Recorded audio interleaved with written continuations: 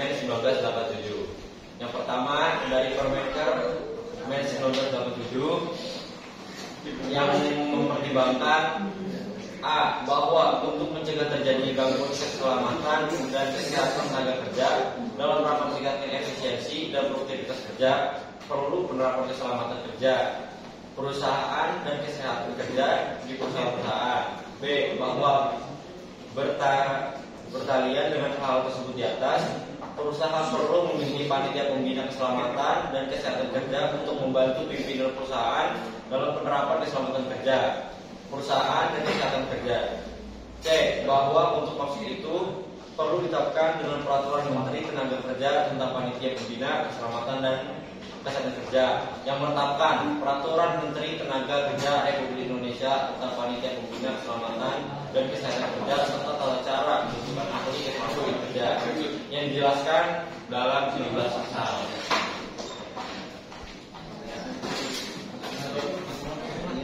Pengertian P2 ketiga berdasarkan Permenaker nomor 4 Men 1987, pengertian P2 ketiga ialah badan pembantu di tempat kerja yang merupakan wadah kerjasama antara pengusaha dan pekerja untuk mengembangkan kerjasama saling mengerti dan partisipasi efektif dalam menerapkan keselamatan dan kesehatan kerja. Langkah pembentukan. Tahap persiapan bagi perusahaan di mana pengusaha lebih dahulu menggariskan dan menjalankan pokok-pokok kebijakan mengenai K3 secara umum. Kebijakan K3 ini harus dituangkan secara tertulis dan inventarisasi calon anggota dengan cara perusahaan menyusun daftar calon dan diberi pengarahan singkat tentang kebijakan pimpinan perusahaan dalam hal K3. Setelah itu melakukan konsultasi ke kantor Disnaker setempat. Tahap melaksanakan bagi perusahaan di mana perusahaan membentuk P2K3 lalu melaporkan ke Disnaker setempat. Persyaratannya yaitu di tempat kerja di mana dipekerjakan 100 orang atau lebih. Yang kedua, tempat kerja di mana pekerja kurang dari 100 orang tetapi menggunakan bahan proses dari instalasi yang mempunyai risiko yang besar akan terjadi peledakan, kebakaran, keracunan dan penyinaran radioaktif.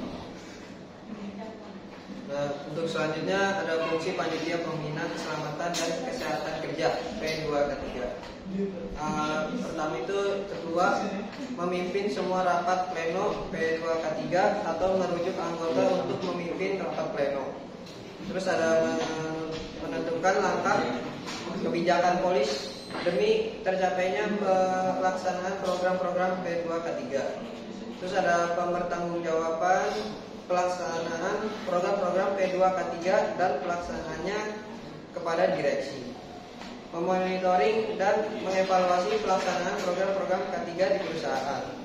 Selanjutnya ada wakil ketua sebagai wakil dari ketua dalam melaksanakan tugas-tugasnya dalam hal ketua berhalangan. Selanjutnya ada sekretaris membuat undangan rapat dan notulen.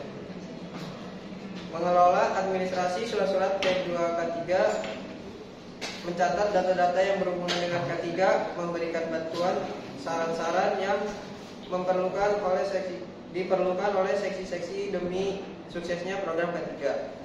Membuat laporan ke Disnaker setempat dan institusi lain yang bersangkutan mengenai unsafe condition di tempat kerja. Selanjutnya yang terakhir ada anggota melaksanakan program-program yang telah ditetapkan sesuai dengan seksi masing-masing.